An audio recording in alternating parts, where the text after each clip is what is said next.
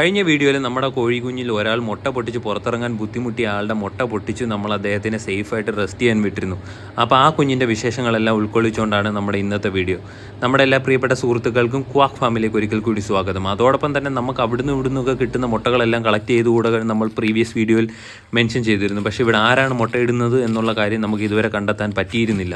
പക്ഷേ ഇന്ന് സൂക്ഷം നമ്മളത് യാദൃശികമായിട്ടാണെങ്കിലും കണ്ടുമുട്ടിയിരിക്കുകയാണ്. അവിടെ മുട്ടയിടാനായിട്ട് ഒരാൾ ക്യൂ നിൽക്കുന്നത് കണ്ടപ്പോഴാണ് നമ്മളത് ശ്രദ്ധിച്ചത്.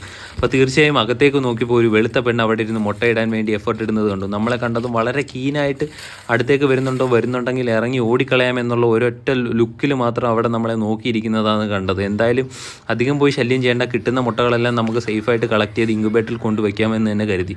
ഇവളെ പറ്റി പറയുകയാണെങ്കിൽ ഇവൾ ഒരു കാരണവശാലും കൂട്ടി കയറില്ല. എല്ലാവരും കൂട്ടി കയറിയാൽ ഈ വെള്ളപ്പെണ്ണ് മാത്രം കൂട്ടിൽ കയറില്ല. അതെന്തായാലും തൽക്കാലം അവിടെ നിൽക്കട്ടെ. അങ്ങനെ നമ്മുടെ വിരിഞ്ഞ് കിട്ടിയ 3 കുഞ്ഞുങ്ങളാണെങ്കിലും 9-ാം തീയതി വെച്ച മുട്ടയിൽ നിന്ന് നമുക്ക് വെറും 3 കുഞ്ഞുങ്ങളാണ് വിരിഞ്ഞ് കിട്ടിയെങ്കിൽ ഈ 3 കുഞ്ഞുങ്ങളെ വളരെ സേഫായിട്ട് തന്നെ നമുക്ക് ബ്രൂഡർ സെറ്റപ്പിലേക്ക് മാറ്റേണ്ടതായിട്ടുണ്ട്. ബ്രൂഡർ സെറ്റപ്പിലേക്ക് മാറ്റുക എന്ന് പറയുന്നത് 2-ാമത്തെ 3-ാമത്തെ ദിവസം പ്രോപ്പറായിട്ട് മാറ്റിയിരിക്കണം. ഇല്ലെങ്കിൽ അവർ വളരെയധികം ശോഷിച്ചു പോകും.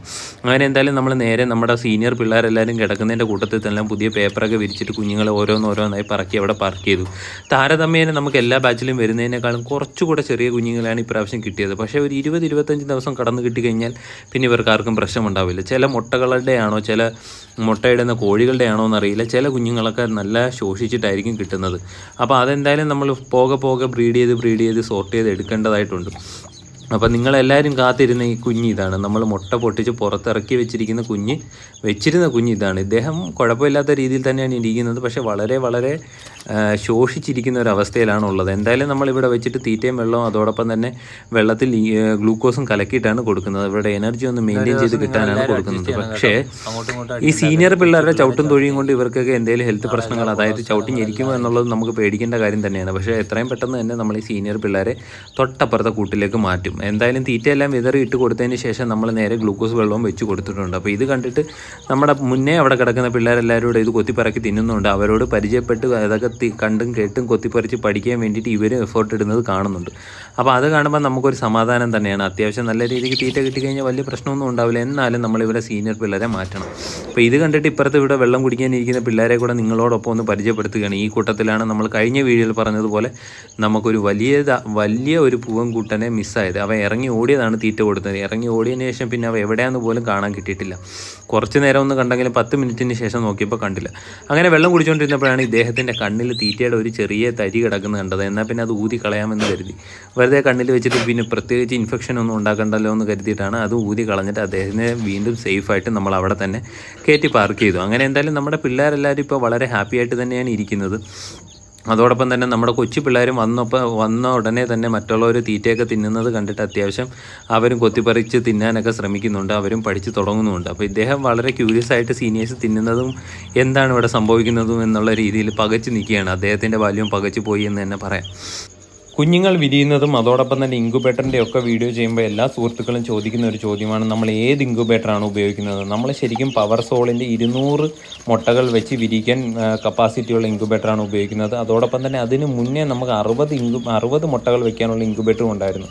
പക്ഷേ ശരിക്കും നമ്മൾ കൊടുത്ത വിലയ്ക്കുള്ള മൂല്യം അത് തരുന്നുണ്ടോ എന്ന് ചോദിച്ചു കഴിഞ്ഞാൽ ഇല്ലെന്ന് തന്നെ പറയേണ്ടി വരും. വളരെ കൃത്യമായിട്ട് തന്നെ പറയേണ്ടി വരും. കാര്യം ഇൻക്യുബേറ്റർ വാങ്ങിച്ചിട്ട് 3-ാമത്തെ മാസം തൊട്ട് തന്നെ ഒന്നെങ്കിലും വേറെ എന്തെങ്കിലും ഒരു എലമെൻറ്റ്സ്, ഓഫ് കോഴ്സ് ഇവരുടെ ഇൻക്യുബേറ്റർ 2 വർഷത്തേക്കാണെന്നാണ് എൻ്റെ ഒരു ഓർമ്മ. ഈ വാറണ്ടി പീരീഡിൽ കവേർഡ് ആണെങ്കിലും നമ്മൾ മുട്ടകൾ വെച്ച് വിരിയാൻ കാത്തിരിക്കുമ്പോൾ അതിനകത്ത് എന്തെങ്കിലും ചെറിയ എറർ വന്നാൽ പോലും നമുക്ക് ആ മുട്ടകളും നഷ്ടമാണ്, അത്രയും കറണ്ടും നഷ്ടമാണ്, ആ സമയവും നഷ്ടമാണ്. അപ്പോൾ ഒത്തിരി വട്ടം നമുക്കിതുപോലെ എററുകൾ സംഭവിച്ചിട്ടുണ്ട്. ഉദാഹരണത്തിന് പറഞ്ഞു കഴിഞ്ഞാൽ നമ്മുടെ ടൈമർ, അതായത് മുട്ടകൾ വെച്ചിട്ട് അത് പ്രോപ്പറായിട്ട് റൊട്ടേറ്റ് ചെയ്യാനുള്ള ടൈമർ നമുക്ക് പ്രശ്നമായിട്ട് അത് കുറേ നാൾ നമ്മൾ മാനുവലി ചെയ്യേണ്ടി വന്നിട്ടുണ്ട്. അപ്പോൾ ഒരു 100% റിലയബിൾ ആണെന്നുള്ള രീതിയിൽ പറയാൻ പറ്റില്ല. 60 മുട്ടകൾ വെക്കുന്ന ഇൻക്യുബേറ്റർ നമ്മൾ അന്ന് മേടിച്ചത് 12,500 രൂപയ്ക്കും അതോടൊപ്പം തന്നെ 200 മുട്ടകൾ ഇരിക്കുന്ന ഇൻക്യുബേറ്റർ മേടിച്ചത് 25,000 രൂപയ്ക്കാണ്. നമുക്കിത് ശരിക്കും ഉണ്ടാക്കാവുന്നതേ ഉള്ളൂ. പക്ഷേ നമ്മൾ കുറച്ചുകൂടെ പ്രൊഫഷണൽ ആകട്ടെ എന്ന് കരുതിയിട്ട് അതോടൊപ്പം തന്നെ പ്രൊഡക്ഷൻ നല്ല സ്മൂത്തായിട്ട് നടക്കട്ടെ എന്ന് കരുതിയിട്ടാണ് ഇങ്ങനെ തന്നെ മേടിച്ചത്. എന്നിട്ടും ചെറിയ പ്രശ്നങ്ങളുണ്ട് എന്ന് തന്നെ പറയേണ്ടി വരും. അപ്പോൾ എന്തായാലും പലയിടത്തായിട്ട് മുട്ടയിട്ടിട്ട് ഉത്തരവാദിത്വം ഇല്ലാതെ കറങ്ങി കിടക്കുന്ന നമ്മുടെ പെണ്ണുങ്ങളെല്ലാവരെയും കൂടെ ഇന്ന് നമ്മൾ കൂട്ടിൽ തന്നെ ലോക്ക് ചെയ്തിട്ടിരിക്കുകയാണ്. പക്ഷേ നേരത്തെ പറഞ്ഞതുപോലെ എന്തൊക്കെ കാണിച്ചാലും കൂട്ടിൽ കയറാത്ത കുറച്ച് പേര് അവിടെ ഇവിടെയൊക്കെ നടപ്പുണ്ട്. എന്തായാലും ഇവരെല്ലാവരും മുട്ടയിട്ട് ഒരു കണക്കായിട്ട് മാത്രം ഇന്ന് തുറന്നു വിടത്തുള്ളൂ എന്ന് നമ്മൾ ഉറപ്പിച്ച് വെച്ചിരിക്കുകയാണ്. അതുകൊണ്ട് തന്നെ ഇവർ കൂട്ടിൽ കിടക്കുന്നതെന്ന് വരെ നമുക്ക് പട്ടിണിക്ക് ഇടാൻ പറ്റാത്തതുകൊണ്ട് നമ്മൾ ഇന്നലെ വാങ്ങിക്കൊണ്ട് വന്നിരിക്കുന്ന ലെയർ പെല്ലറ്റ് കൊടുക്കുകയാണ്. അപ്പോൾ ലെയർ പെല്ലറ്റിൻ്റെ കാര്യം ചോദിച്ചപ്പോൾ ഒരു സുഹൃത്ത് ചോദിച്ചിരുന്നു, ലെയർ പെല്ലറ്റ് കൊടുത്തിട്ട് ലെയർ മാഷാണെന്ന് തോന്നുന്നു, ലെയർ മാഷ് കൊടുത്തിട്ട് കോഴികൾ കഴിക്കുന്നില്ല, 50 കിലോ വാങ്ങി വെച്ചിട്ടുണ്ടെന്ന്. അതിൻ്റെ ഏറ്റവും സിമ്പിളറായിട്ടുള്ള സൊല്യൂഷൻ എന്ന് പറയുന്നത് കുറച്ച് നേരം തീറ്റ കൊടുക്കാതിരിക്കുക. ഒരു 8 മണിക്കൂറോ ഒരു 6 മണിക്കൂറോ തീറ്റ കൊടുക്കാതിരുന്നിട്ട് തീറ്റ കൊടുത്തു കഴിഞ്ഞാൽ തനിയെ തിന്നോളും. നമ്മൾ കൊടുപ്പിക്കുന്ന ശീലങ്ങളാണ് ഇവരെ കൊണ്ട് പലതും ചെയ്യിപ്പിക്കുന്നത്. അങ്ങനെ എന്തായാലും നമ്മൾ കൂട്ടിൽ അടച്ചിട്ടത് കൊണ്ട് തന്നെ 3 മുട്ട നമുക്ക് രാവിലെ തന്നെ കളക്ട് ചെയ്യാൻ കിട്ടിയിട്ടുണ്ട്. അതിനകത്ത് ഒരെണ്ണം ഇച്ചിരി ചെറുതാണ്, അതോടൊപ്പം തന്നെ ഒരെണ്ണം പൊട്ടിച്ചും വെച്ചിട്ടുണ്ട്. എങ്ങാനും നമ്മൾ മുട്ട എടുക്കാൻ ചെന്നാൽ നമ്മളെ കൊത്തി ഓടിക്കുന്ന പെണ്ണുങ്ങളുടെ ഉത്തരവാദിത്തം കണ്ടില്ലേ? ഒരു മുട്ട ഉള്ളതാണെങ്കിൽ അത് പൊട്ടിച്ചും വെച്ചിട്ടുണ്ട്. എന്തായാലും പൊട്ടിയ മുട്ട നമുക്ക് ബുൾസൈ അടിക്കാം, അതോടൊപ്പം തന്നെ പൊട്ടാത്ത മുട്ട ഇൻക്യുബേറ്ററിലും വയ്ക്കാം. അപ്പോൾ ഇതുവരെ കണ്ടുകൊണ്ടിരുന്ന എല്ലാ സുഹൃത്തുക്കൾക്കും നന്ദി. സപ്പോർട്ട് ചെയ്യാൻ മറക്കരുത്. Thank you so much.